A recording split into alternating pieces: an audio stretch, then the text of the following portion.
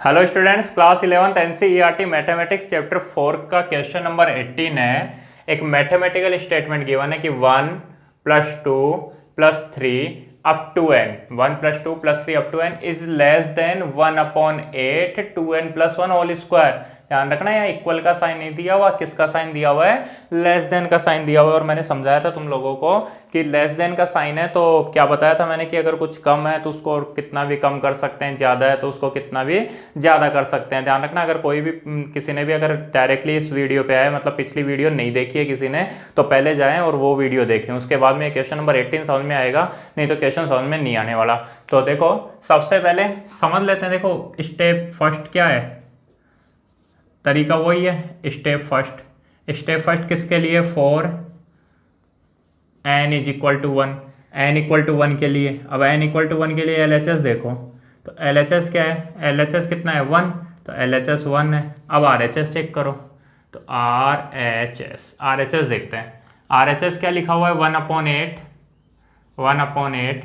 2n का मतलब 2 × n का मतलब 1 + 1 का होल स्क्वायर। ध्यान देना ना, 1/8 2 × 1 = 2 + 1 कितना होता है? 3, और 3 का स्क्वायर कितना होता है? 9, तो 3 का स्क्वायर कितना हो गया? 9, तो ये क्या आ गया? 9/8। मेरे को ये बताओ 1 की वैल्यू ज़्यादा है कि 9/8 की वैल्यू ज़्यादा है? तो देखो, 9 को अगर 8 से डिवाइड करोगे तो 1 पॉइंट समथिंग आएगा, और 1 पॉइंट समथिंग आएगा तो मैं बोल सकता हूँ ना 1 is less then 9/8।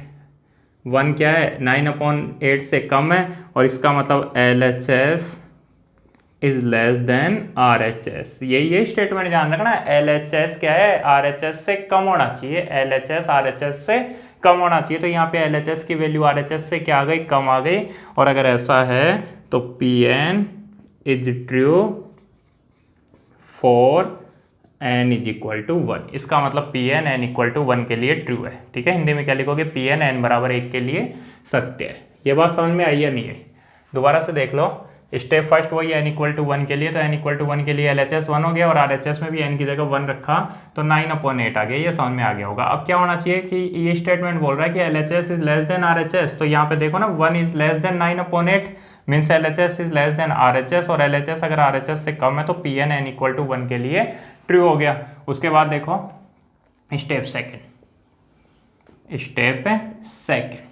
Step second में अपन क्या करते थे कि मान लेते थे कि PN n = m के लिए ट्रू है। तो देखो, let PN is true for n = m। Hindi में क्या लिखोगे? माना PN n = m के लिए सत्य है। और अगर ऐसा है तो क्या होगा?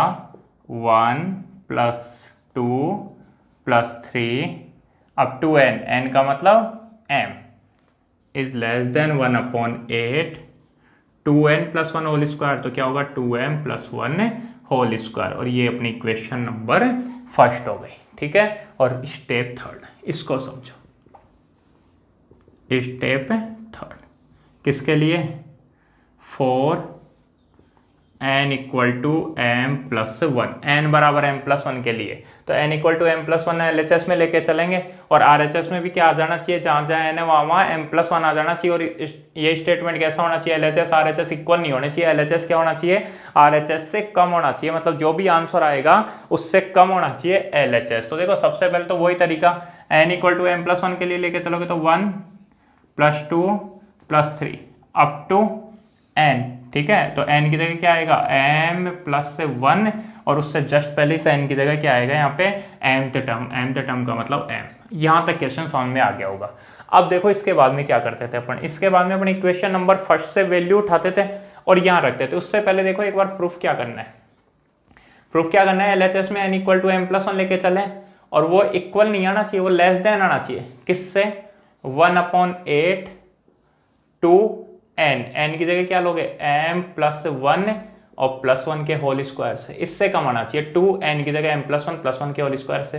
जब इसको सोल्व करोगे इसका मतलब 1/8 2m + 2, तो 2m + 2 + 1 कितना हो गया? 2m + 3 का होल स्क्वायर। ठीक है, 2m + 3 का होल स्क्वायर। और इसका मतलब क्या हो गया? 1/8 2m + 3 का होल स्क्वायर। देखो, 4m², 2 का स्क्वायर 4m² + 3 का स्क्वायर 9 + 2 × 2 = 4 3 जा 12, ठीक है ना, इनका 2ab करोगे तो 2 2 जा 4, 3 जा 12 m, ये आएगा। इसको ये लिखेंगे और इसको ये लिखेंगे, बस साइन कहीं का आएगा लेस देन का। तो सबसे पहले देखो, सबसे पहले अपन इक्वेशन नंबर फर्स्ट से वैल्यू रखेंगे किसकी, इसकी 1 + 2 + 3 अप टू m तक की वैल्यू। तो एक वो तो m तक की जो वैल्यू रखोगे तो वो क्या आएगी, वो यही तो वैल्यू आएगी। मैंने बताया था साइन के समेत आनी चाहिए, क्यों, क्योंकि देखो समझना बेटा, ये जो वैल्यू है ये इससे ज्यादा है, ये जो वैल्यू 1/8 2m + 1 का होल स्क्वायर ये इससे ज्यादा है। अब अपन इस कम को तो हटा रहे हैं और इससे ज्यादा रख रहे हैं, यहाँ पे इससे ज्यादा रख रहे हैं तो ये भारी नहीं हो जाएगा, ये ज्यादा नहीं हो जाएगा। और ज्यादा का मतलब क्या हो गया कि ये जो 1 + 2 + 3 अप टू m ये जो था ये कम है।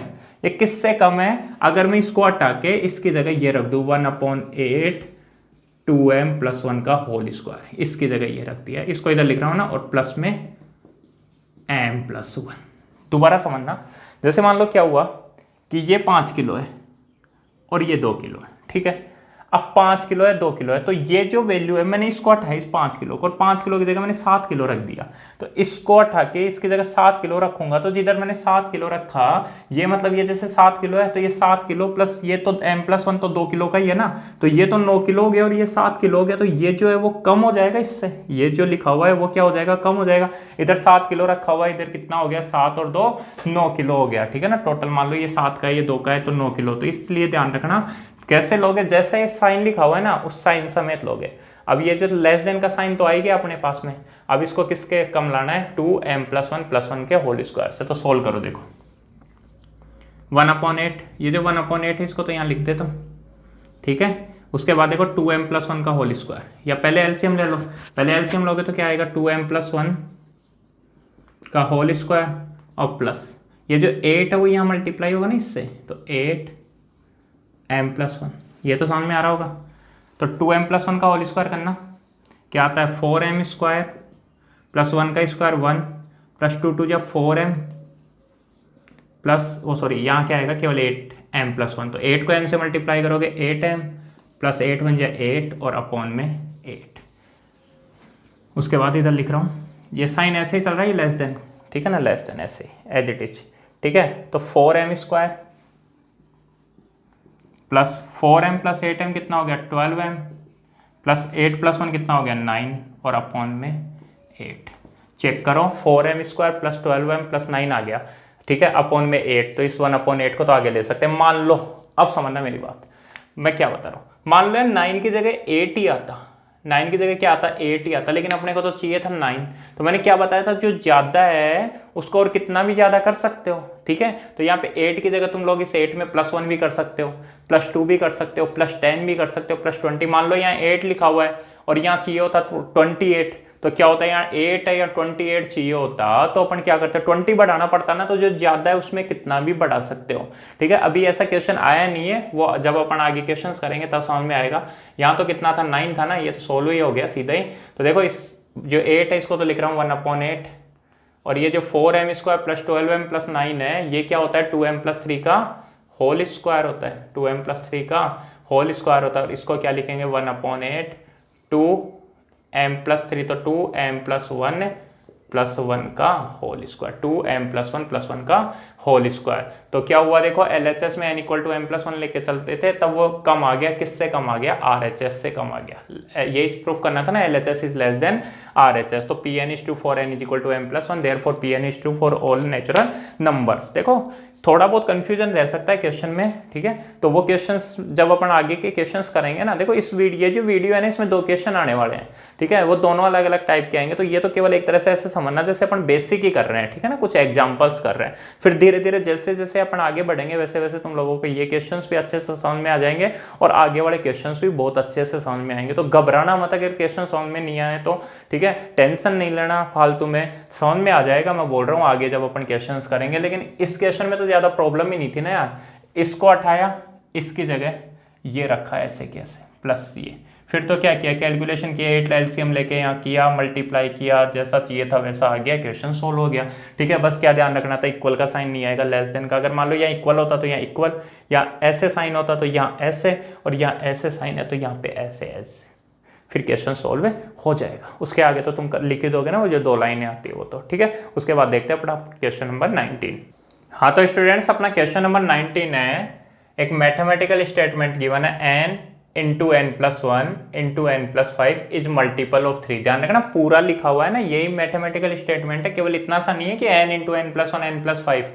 इसका मतलब क्या है, ठीक है, तो मैथमेटिकल स्टेटमेंट पूरा क्या होगा, n into n plus one into n plus five is multiple of 3। ये पूरा मैथमेटिकल स्टेटमेंट गिवन है कि n plus one into n plus five 3 का मल्टीपल है। 3 का मल्टीपल होने का मतलब 3 की टेबल में आता है 3, 9, ठीक है, 3, 6, 9, 12 कुछ भी हो सकता है, ठीक है। तो इसको अपने को प्रिंसिपल ऑफ मैथमेटिकल इंडक्शन से ट्रू और फॉल्स बताना है कि बिल्कुल n plus one into n plus five 3 का मल्टीपल होता है। जैसे n की वैल्यू 5 रखो तो 5 इंटू 5 1 प्लस 1 6 इंटू 5 प्लस 5 मतलब 10, तो 5 इंटू 5 प्लस 1 मतलब 6 इंटू 5 प्लस 5 मतलब 10। तो देखो 5 6 या 30, ठीक है, और 30 इंटू 10 इज इक्वल टू 300, तो 300 3 का मल्टीपल होता है ना, ठीक है। इसी तरीके से अपने को इसको क्या बताना है, सभी नेचुरल नंबर्स के लिए बताना है। और सभी नेचुरल नंबर्स के लिए कब बताएंगे, जब ये प्रिंसिपल ऑफ मैथमेटिकल इंडक्शन से ट्रू हो जाएगा। तो उसके लिए स्टेप फर्स्ट तरीका वही है, स्टेप फर्स्ट किसके लिए, for n equal to 1। Check करो कि यार n इक्वल टू 1 रखने पर वो 3 का मल्टीपल हो रहा है या नहीं हो रहा। तो n इक्वल टू 1 के लिए n की जगह 1, फिर 1 प्लस 1, 1 प्लस 1, फिर 1 plus 5।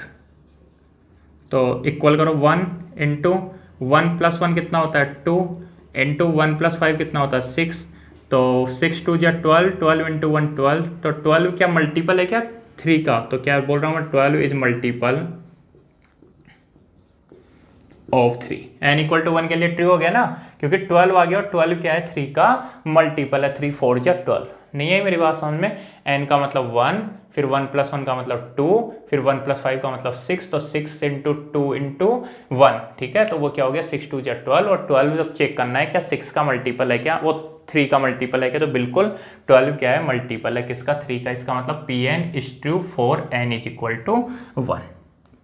Pn is true for n equal to 1। Pn n equal to 1 के लिए ट्रू है। अब स्टेप सेकंड में क्या करते हैं, let Pn is true for n equal to m। Hindi में क्या लिखोगे, माना Pn n बराबर m के लिए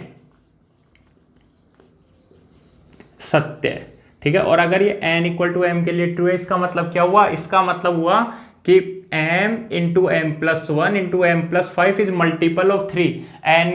n के लिए ट्रू होने का मतलब तो n into n plus one into n plus five equal is multiple of 3। और Pn अगर n इक्वल टू एम के लिए ट्रू है, इसका मतलब क्या हुआ, m into m plus one into m plus five is multiple of 3। इसका मतलब क्या हुआ, m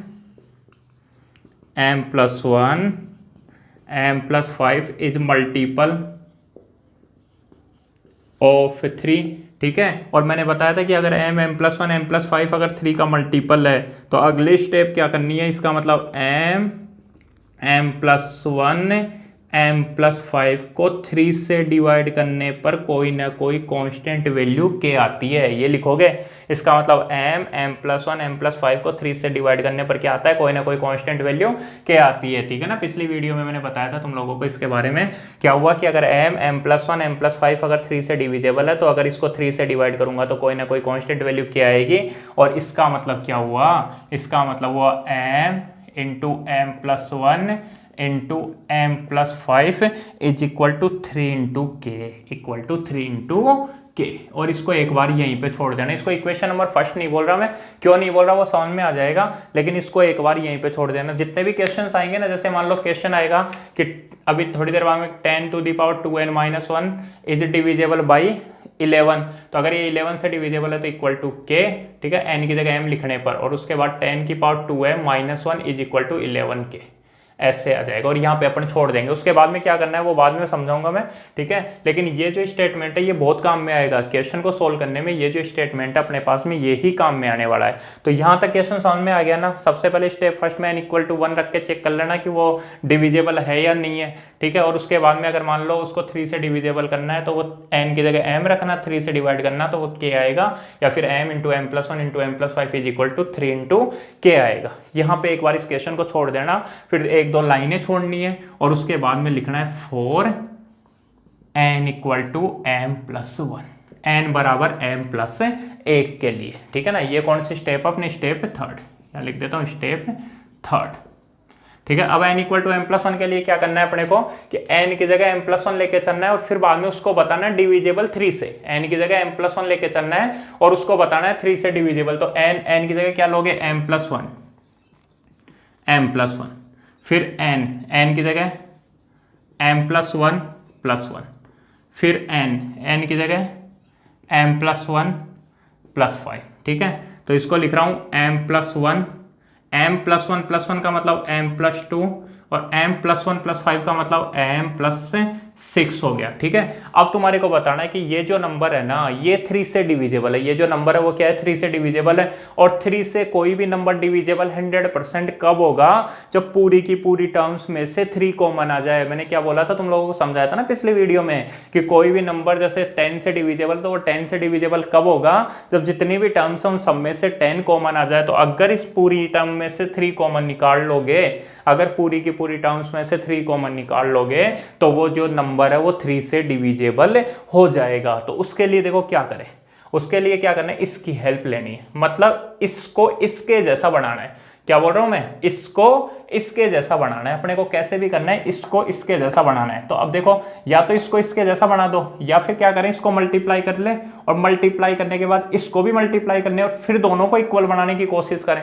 देखो ये जो क्वेश्चन है ये तुम्हारे को ज्यादा समझ में नहीं आएगा, मैं पहले ही बता देता हूँ। ये क्वेश्चन तुम लोगों को थोड़ा बहुत समझ में आएगा, लेकिन जब आगे के क्वेश्चन करेंगे तब ये क्वेश्चन भी समझ में आएगा और वो क्वेश्चन भी समझ में आएंगे। क्यों? क्योंकि इसमें तो थोड़ा बहुत कंफ्यूजन रहेगा और वो रहना भी चाहिए जिससे आगे के क्वेश्चन तुम लोग समझो अच्छे से, ठीक है। और उसी के बाद में तुम लोगों को क्वेश्चन समझ में आएंगे, क्योंकि पहली बार देख रहे हो ना अभी ये क्वेश्चन इस टाइप का। तो इसलिए तो देखो क्या करना है, सबसे पहले मैं एक बात जो बात बोल रहा हूँ ना अभी तो केवल सुनते जाओ कि यार सर क्या बोल रहे हैं, मैं क्या बोल रहा हूँ। हमेशा ये जो टर्म आएगी ना इसकी हेल्प से ही ये सोल्व होगा, इसकी हेल्प से ही ये सोल्व होगा। अगर डायरेक्टली अपने को यहाँ दिख जाता ना m प्लस 1 m प्लस 5 तो उसकी जगह भी उठा के 3 के लग देता, लेकिन ऐसा डायरेक्टली तो मिल रहा नहीं। तो क्या करो अब इसको मल्टीप्लाई करो, ठीक है। इसको ये ध्यान रखना n equal to m plus 1 लेके चले, अब इसको 3 से डिविजेबल बताना है अपने को।